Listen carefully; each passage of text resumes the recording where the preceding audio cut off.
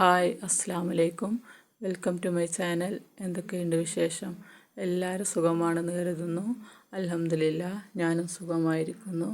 അപ്പോൾ നമുക്ക് നേരെ വീഡിയോയിലോട്ട് പോവാം. ഇന്നത്തെ നമ്മുടെ വീഡിയോ വെള്ള കലുത്തപ്പം, മധുരം ഒന്നും ചേർക്കാതെ ഷുഗർ ഉള്ളവർക്കും എല്ലാവർക്കും കഴിക്കാൻ പറ്റിയ നല്ലൊരു പലഹാരമാണ് ഇത്.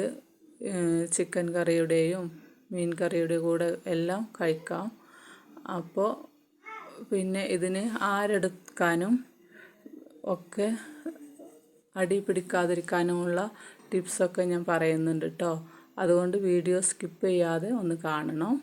അപ്പോൾ അതിനു വേണ്ടി ഞാനിവിടെ 1.5 ഗ്ലാസ് പച്ചരിയാണ് എടുത്തിട്ടുള്ളത്. അത് വെള്ളമൊഴിച്ച് നമുക്കൊരു 4 മണിക്കൂർ നേരം കുതിർക്കാൻ വെക്കാം. അത് കഴിഞ്ഞ് നന്നായി ഇതുപോലെ കഴുകി വെള്ളം വാർത്തെടുക്കാം. പിന്നെ അപ്പോൾ ഇത് വെള്ളം വാർത്തിട്ടുണ്ട്. കാരണം വെള്ളം വാർത്തില്ലെങ്കിൽ നമ്മുടെ വെള്ളത്തിൻ്റെ അളവിൽ വ്യത്യാസം വരും. അതിന് വേണ്ടിയിട്ടാണ്. ഇനി നമുക്ക് അത് അരക്കാൻ തേങ്ങാപ്പാൽ വേണം. അപ്പോൾ അതിന് വേണ്ടി ഞാനൊരു അരമുറി തേങ്ങ ചിരവി അത് ഒരു മിക്സിയുടെ ജാറിലേക്ക് ഇട്ട് കൊടുത്ത് ഒന്ന് ചെറുതായി ചതച്ചിട്ട് പാല് പിഴിഞ്ഞെടുക്കാം. അപ്പോൾ ഈ ഗ്ലാസ്സിലാണ് ഞാൻ അരി അളന്നത്. അപ്പോൾ ഇതേ ഗ്ലാസ്സിൽ തന്നെ നമുക്ക് തേങ്ങാപ്പാൽ 1.5 ഗ്ലാസ് അരിക്ക് 2 ഗ്ലാസ് തേങ്ങാപ്പാലാണ് ആവശ്യമുള്ളത്. അപ്പോൾ നമുക്ക് ആദ്യം 1 ഗ്ലാസ് വെള്ളം ഒഴിച്ച് ഇത് തേങ്ങ ഒന്ന് ചെറുതായി അരച്ചെടുക്കാം. പെട്ടെന്ന് പാല് വരാൻ വേണ്ടിയിട്ടാട്ടോ. അപ്പോൾ ഞാൻ ഇതുപോലെ അരച്ച് ഇനി പാല് പിഴിഞ്ഞെടുത്തിട്ടുണ്ട്. അപ്പോൾ പിഴിയുമ്പോൾ നമ്മളൊരു ഗ്ലാസ്സും കൂടെ വെള്ളം ഒഴിക്കും. അധികം കട്ടിയില്ലാത്ത തേങ്ങാപ്പാലാണ് കേട്ടോ ഇതിന് വേണ്ടത്. അപ്പോൾ എല്ലാം കൂടെ ആകുമ്പോൾ നമുക്ക് 2 ഗ്ലാസ് തേങ്ങാപ്പാൽ റെഡിയാക്കി എടുക്കാം. ഇനി നമുക്ക് മിക്സിയുടെ ജാറിലേക്ക് അരി ഇട്ട് കൊടുത്ത് അതിലേക്ക് 2 ടീസ്പൂൺ ചോറും കൂടെ ഇട്ട് കൊടുക്കാം. എന്നിട്ട് പിന്നെ ഒരു 3 ഏലക്കായ ഇട്ട് കൊടുക്കുന്നുണ്ട്.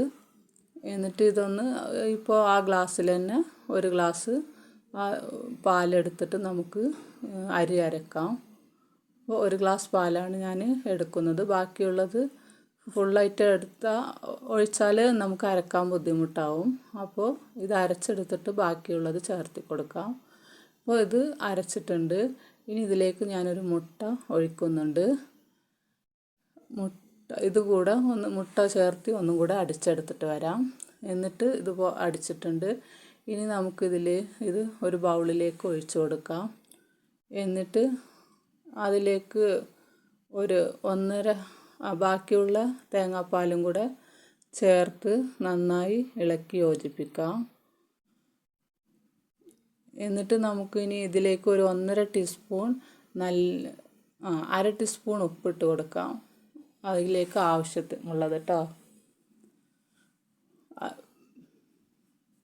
പിന്നെ ഒരു 1.5 ടീസ്പൂണ് നല്ല ജീരകം. അത് മുട്ട അടിക്കുമ്പോൾ അതിൻ്റെ കൂടെ ചേർത്ത് അടിച്ചാലും മതി. ഞാനിപ്പോൾ അടിച്ചില്ല, അതുകൊണ്ട് ഇതൊന്നും ഇങ്ങനെ ചതച്ചിട്ടിട്ടുണ്ട് കേട്ടോ ഇതിൽ.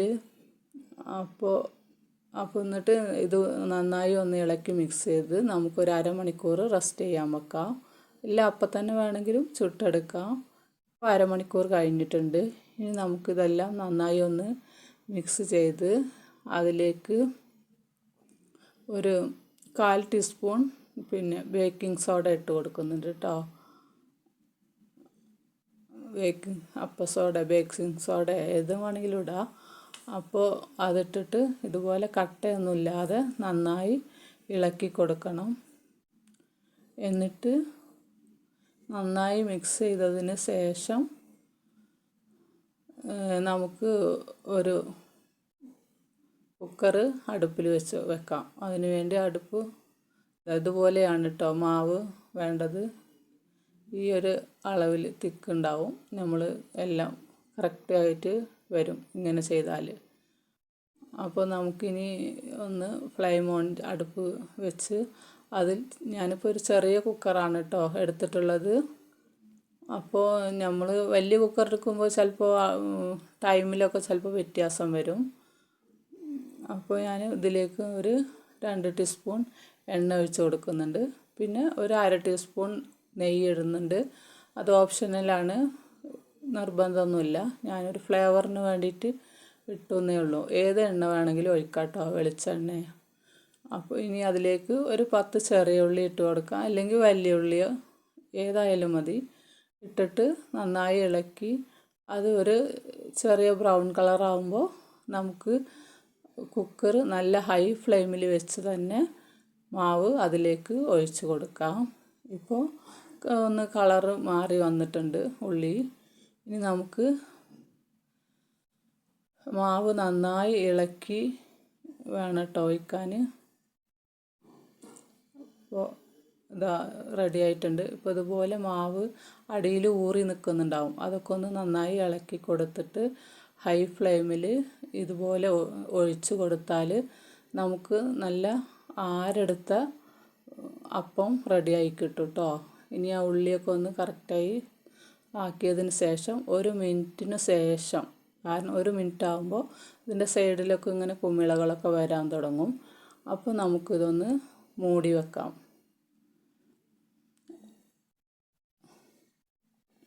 കണ്ടോ, ഇനിയിപ്പോൾ അതൊന്ന് മൂടി വെക്കാം. മൂടി വെച്ച് ഇവിടെ നല്ല ആവി വന്നതിന് ശേഷം ഇതിലിങ്ങനെ നല്ല വെള്ളം വരും, ആവി വരും. അപ്പോൾ നമുക്ക് ഒന്ന് ഫ്ലെയിം കമ്മിയാക്കി കൊടുക്കാം. അപ്പോഴേക്കും നമുക്കൊരു പഴയ ഫാനോ എന്തെങ്കിലും ഒന്ന് ഒരു അടിയിൽ വെച്ച് കൊടുക്കാനൊന്ന് ചൂടാക്കി എടുക്കാം.